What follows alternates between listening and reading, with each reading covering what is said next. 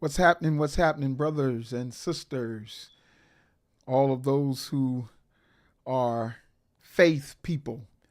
We're dealing with tonight on our Medicine for the Mind. I want to welcome you to Medicine for the Mind. Before I tell you what we're teaching tonight, I want to tell you just what Medicine for the Mind is. Medicine for the Mind is a place that provides tools for substance-free living. It provides instructions, it provides scriptures, and it provides knowledge for substance-free living. Now, this is a Christian perspective.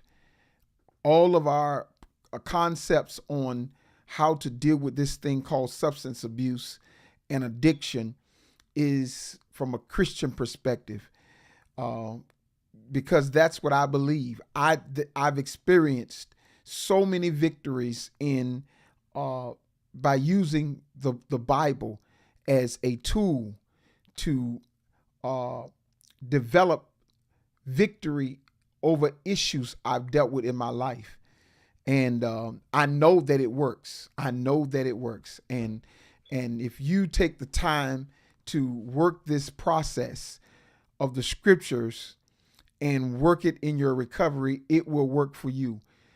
God has totally given us an answer for addiction.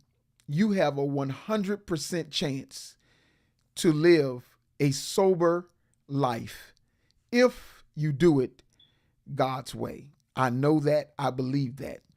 Amen. So we're talking tonight about controlling stress in addiction recovery. Controlling stress. You know, one of the most number one causes of relapse in addiction is related to stress. Number one. Don't quote me on this. But I believe that stress is one of the number one causes of sickness and disease in the body. It's related to stress. If you don't understand how vital it is to not be stressed and are living under stress, you're cutting your life short. You're cutting your life short. And in addiction, the factors, the stress factors in your life has to be minimum. And when the stress factors take place, you got to have a plan to know how to deal with stress, because you can't avoid stress. Yes, you can't avoid it, but you can deal with it. You can deal with it. You and I can deal with stress and learn how to cast, watch this, all your cares upon him, because he cares for you. You know, the Bible says this, and in Philippians 4:6, listen to this. The Bible says, don't worry about a thing. Now I'm reading this in the easy read version. It says, don't worry about anything, but pray and ask God for everything you need, always giving thanks for what you have. Verse 7 says, because you belong to Christ, God's peace will stand guard over your thoughts and feelings. His peace can do this far better than our human minds. Wow. That means I need to be in peace. In order to live in peace and do it, you have to do it in a practical way. And I believe that most of the believers, we know the spiritual side of stress. We know the spiritual side. But do we know how to deal with it from a practical perspective? Practically. You know, there are several people in the Bible that were totally stressed out. there was Abraham. He wasn't getting what he wanted. The promise of God was taking too long. It was causing him all kinds of stress. And when he was stressed out, he made a silly decision to help God out by listening to his wife, who made a suggestion that he would marry her servant and let her have the child. And it was stressing him out. So he decided to do it and take her as a wife. Her name was Hagar.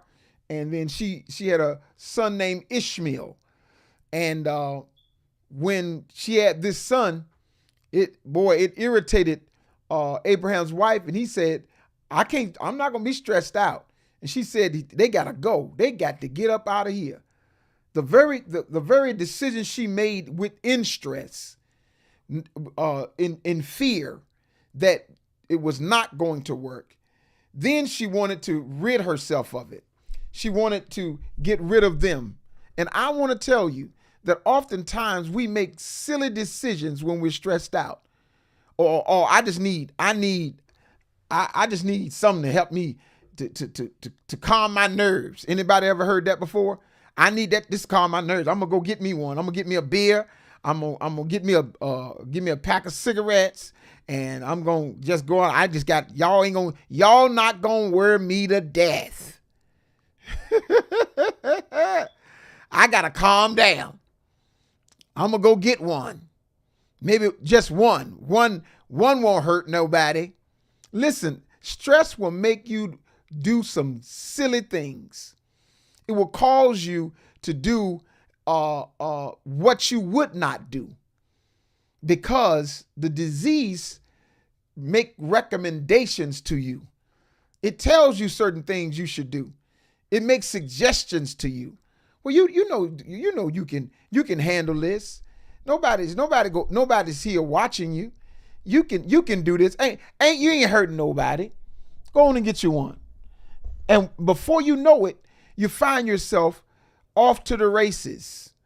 You find yourself eating more than what you should eat, drinking to excess, going out and abusing some type of drug, cocaine, crack, heroin, whatever it is, because you're stressed out. And stress releases chemicals in your body that doesn't do the body good over a long period of time. It doesn't do the body good. Adrenaline is released because of stress. And there are different hormones that are released in your body because of stress. It'll raise your blood pressure. It'll make your diabetics can't process your sugar, and glucose is sky high, all because you're stressed. That's what it's related to. It's related to stress. Well, today I want to tell you how to deal with it from a practical perspective. Practically, how you can deal with this thing called stress. Now, you got to make a decision. You got to make this decision. I just want to let you know that regardless of who or what the person is saying and who they are to you, you're not going to let anything stress you out. And you have a plan for stress. If you don't have a plan for how to handle stress, listen to this, and take the steps to deal with it, your stressors have a plan for you. You must have a plan to deal with stress, or your stressors and the disease has a plan for you. So by answering this, you got to work it for real. You got to really work at it. Most stress is related to the way you think. Most stress Listen to me. Listen to me. Listen to me. Most stress is totally related to the way you think. That's all it is. If you can control your thinking,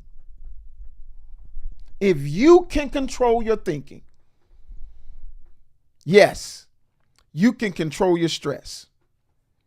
Do you hear me? I'm going to say that again. If you can control your thinking, you can control your stress. So how do you control your thinking? Listen to this. There's about 11 questions that I'm going to ask, and you got to answer it with truth and honesty. And then these are the areas you need to address in order to control your stress. 1, listen to this. In deciding how you spend your time, energy, and money, you determine the direction of your life. Do you hear me? In deciding how you spend your time, your energy, and your money, I can check your calendar and your pocketbook and tell you which direction your life is going in, what you're committed to. When you strung out on drugs, when you spend time with it, with food, with alcohol, with whatever it is, you spend time. You have energy, you pour into it, and you don't care how much money it costs you. If you run out of money, you have convinced other family members to invest in your project. And whatever that project is, you'll encourage others to invest in it because you are spending its focus on your life. You're spending your focus on that. So, are you investing your time, energy, and money into work and hobbies that you find rewarding? Answer that question. If you're investing your time, energy, and money into work and hobbies that you find rewarding, that's wonderful. However, if you're not, hear me, you must change that. You must make changes and put a plan together to change how you invest in your job and in your hobbies. Now, shucks, when I was coming up, we didn't have enough money to have investments in hobbies. When someone gave me the first time, I had a budget and they had on there entertainment, I was like, why? I know this is a mistake because I thought that a budget shouldn't include entertainment. That's because of my limited poverty mentality. Listen, it is important for you to enjoy what you do and enjoy what you're accomplishing. It's important. Number two, here we go. Focusing on the present means you're giving your attention to the task at hand without past and future fears. Hear this. Fears crippling you. Let me say that again. Focusing on the present means you're giving your attention to the task at hand and without past and future fears crippling you. Are you able to stay in the here and now? Or are you always talking about what I did yesterday, what I did wrong yesterday, how I messed this up, and then worried about, well, I got to do this, and I got to do that, and I got to do this, and I got to do that. Listen. Stay in the here and now. You know, that prayer, man, the serenity prayer is powerful. What it's saying is, this is a stress reliever. God grant me the serenity to accept the things I cannot change. I'm giving them to you, God. I will Give me the wisdom, the ability to change the things that I can, and the wisdom to know the difference. That's what I want to do. That's what I want, God. That's because that prayer is a stress reliever. Stay in the here and now. In other words, do what you can with today and plan for tomorrow. That's it. Number 3, do you take time each day to do something relaxing? Woo. Do you take time every day? Do something relaxing. If not, you ought to take some time to do things that are relaxing every day. Here's some suggestions. Playing with your children. You know, just Saturday, me and my wife went out with the grandbabies, 2 of our grandkids. And man, it was so relaxing. It was fun. And I know they're going to remember that we were hanging out. And we're actually going to hang out with them more often because we got time to hang out with them now. But listen, that's relaxing. The next thing you can do, you can read a book. You know, get a good book. Start reading it. Yes. I mean, you can read the Bible. But if you don't want to read the Bible, you can find a good book, positive, that is a thought, make you think, and just go away in relaxation. My wife, she takes a bath. Whenever she comes from work, or every day, she be like, I just want to get into a bath. Like, Calgon, take me away. Listen, man, I run bath water for her. I make sure she has the Epsom salt, the kind that she wants. Her bubble bath, the kind that she wants.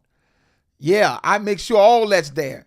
Because when she's resting and relaxing, it's beneficial. And that's all I got to say about that. All right. You can also listen to music. One thing I love to listen to is jazz. I just listen to some jazz, put some Kenny G on, Oscar Peterson. Man, it's just listen to good music. And you can do that every day. Okay. So write it down. If you don't, write down, what can I do? Start looking at different activities that I can add to my everyday life that's relaxing.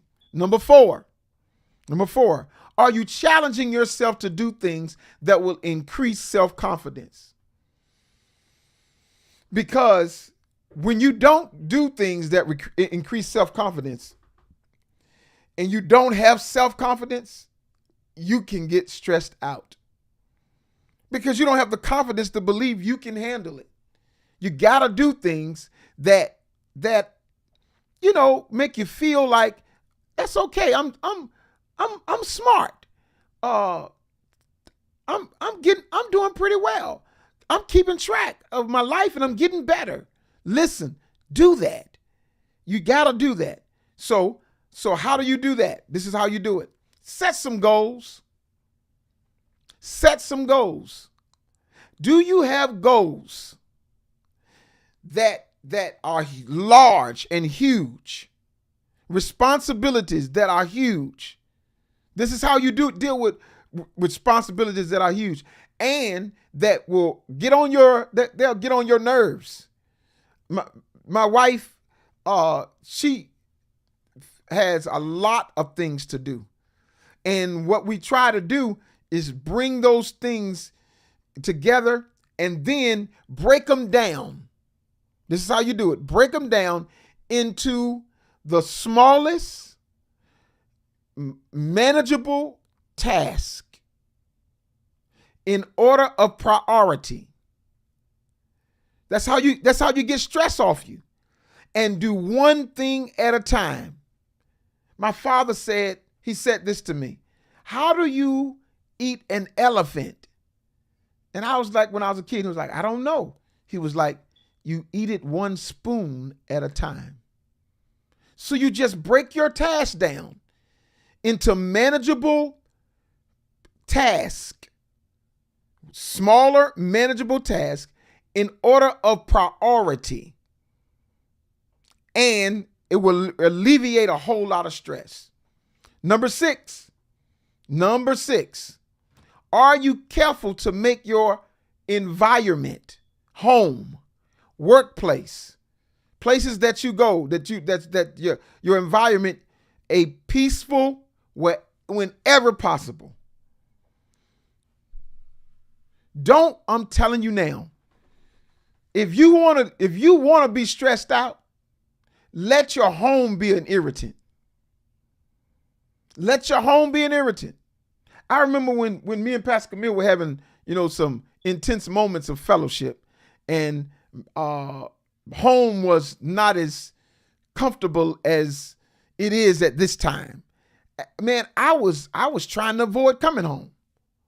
I was trying to avoid it because my home was messed up, and I was like trying to stay away from it as long as possible. Listen, make sure your home is peaceful. Clean your room. Put things back in a certain place. Make it look nice. During the pandemic, that's one thing, Pastor Camille, I'm so glad that my wife wanted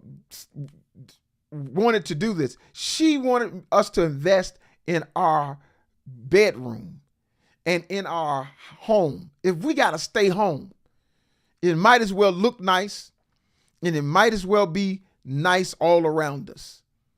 Man, I'm telling you, I got a Traeger grill, and I started learning how to grill. Matter of fact, tomorrow I'm going to cook on the grill. Yeah, tomorrow what I'm going to do, I'm going to get me some ribs. I got the ribs thawing out right now downstairs.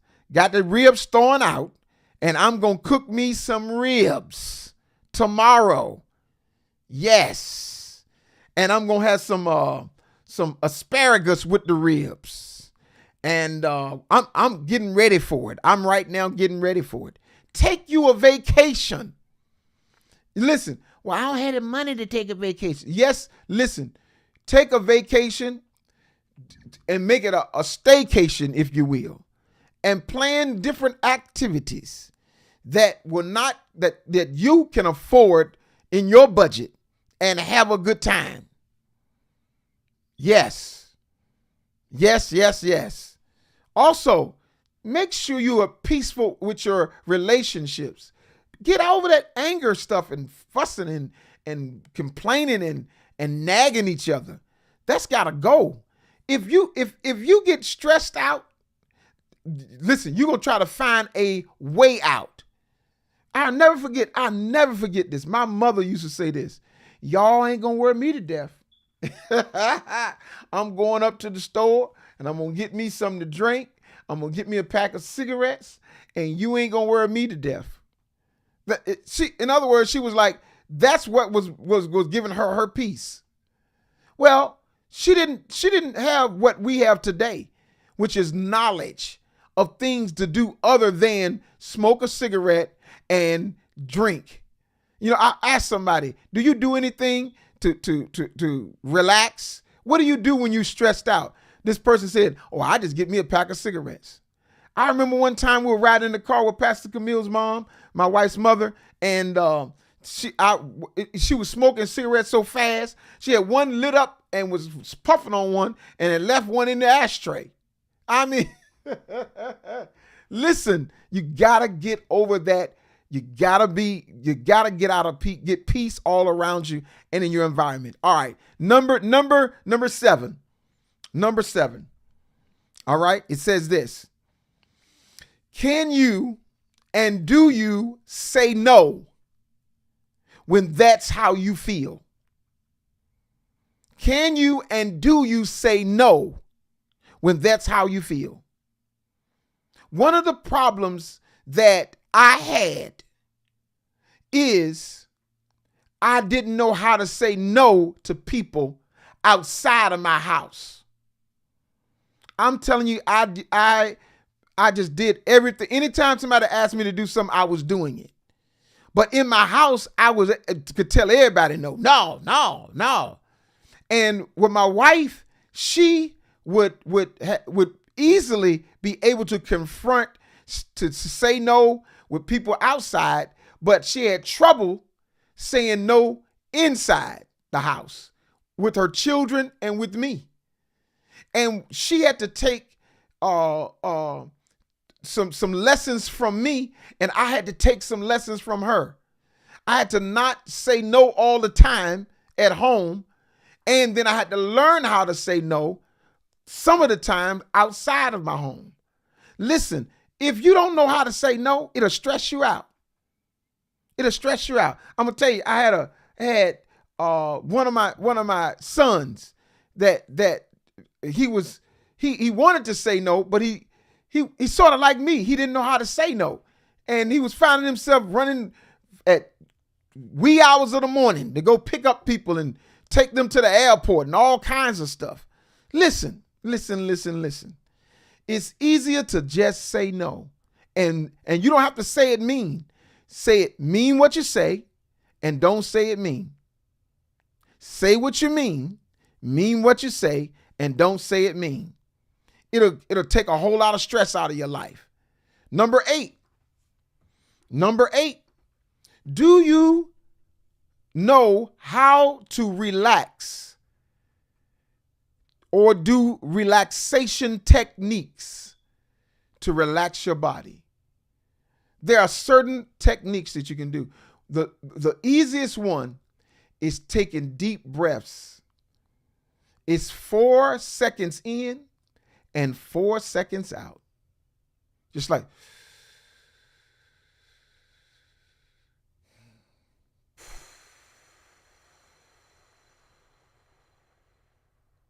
you can raise your shoulders like this when you're breathing in.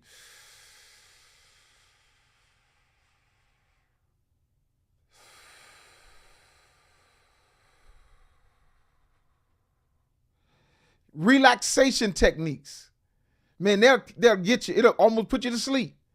Listen, all you have to do is look up on Google.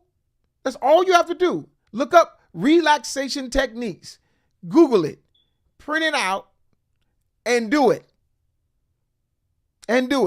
Number nine, here we go. Are you careful to avoid large swings in body energy caused by excessive drinking of sugar and caffeine products? Because if you drink and eat too much sugar, it will stress you out. It'll wire you up. It'll make you feel anxious.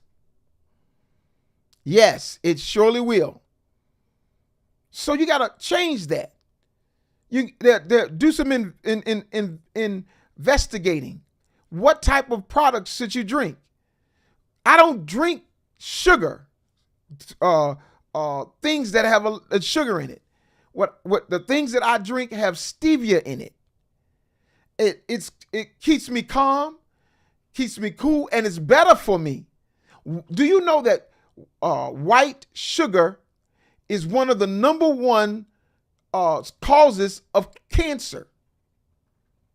Cancer cells love sugar. So sweeten your drinks with other things. You know, man, I mean, like, there's stevia, there's Truvia, there is I can't think of the other products. Monk fruit, that's it. Monk fruit. There are different things. Investigate it. Don't forget, I can tell you what you're doing by how much. Remember that statement. Wherever you spend your time, your energy, and your money, I'll tell you exactly where you're going. I'll tell you where your life is going, where you spend your time, where you put your energy, and where you put your money. I'll tell you what matters to you based on your time, energy, and money. That's what matters. But if you want to live a peaceful life, you got to do some stuff that matter. Number 10. Here we go. Are there specific ways you cope with anger to get it out of your system? When you get angry, how do you blow off some steam without hurting other people's feelings? You got to develop techniques of how to do that. Some of it is, like I said, listening to some good music. Some of it is talking to someone that understands, that you can explain your situation to, that can give you some good sound advice. Another way was writing things down. Just write it out. When you write it out, you look at it like, oh man, I made a dumb decision. I could have made a better decision. Now I understand what they were talking about. Listen, that's a stressor. Anger is a stressor. And finally, the techniques you start using that will help you get rid of anger will make your life more pleasant. Techniques that you use to get rid of anger will make your life more pleasant. Name those techniques. Do something about it. To stay as peaceful as possible when you're dealing with addiction, just dealing with life, period, it will keep you from relapsing. Well, I hope you've learned today some great things. I hope I've been a help to you. This has been Medicine for the Mind. If you know someone or that's dealing with substance abuse, they don't have to be ashamed. It's so many people that are dealing with substance abuse in so many different areas, from food to sex to gambling to obsessive working, excessive exercising, and drinking and drugs. It's all with the same thing. It's about the way you think. It's about the way you think. Well, I'm glad I could be of some help to you. Yes. Thank you. You're welcome. I'm glad I could be of some help. Thanks for hanging out with me today on Medicine for the Mind.